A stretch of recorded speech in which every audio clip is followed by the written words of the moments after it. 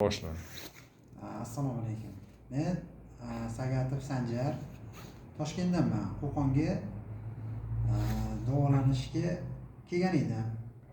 Bu yerga kelganimdan keyin kelishdan oldin uyda 4-5 yildan beri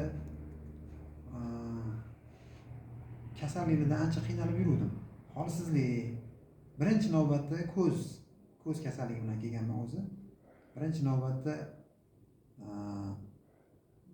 o'sha ko'z bilan bo'lsa, bu yog'iga holsizlik, quvvatsizlik, tez charchab qolish. Kelganimdan keyin bu markazda aqliy, ruhiy, jismoniy maxsuslashtirilgan mashqlarni olgandan keyin o'zimni ancha yengil his qildim. Bir kuchga to'lgandek his qildim o'zimni. O'zim ham unaqa natija kutmagan edim. Ko'zim ko'rmaydi. Kelmasimdan oldin ko'z ikkalasi ham ko'rmasdi. Endi hozir kelib mashqlarni boshlagandan keyin natijani ozgina sezilishi boshladi. Ya'ni shu o'ng ko'zimda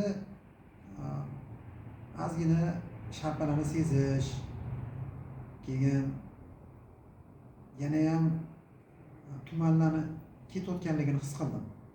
Endi bundan bu yog'iga Xudo xolasa mashqlarni yana davom ettirsam, yaxshi natijalar kutib qolaman Xudo xolasa.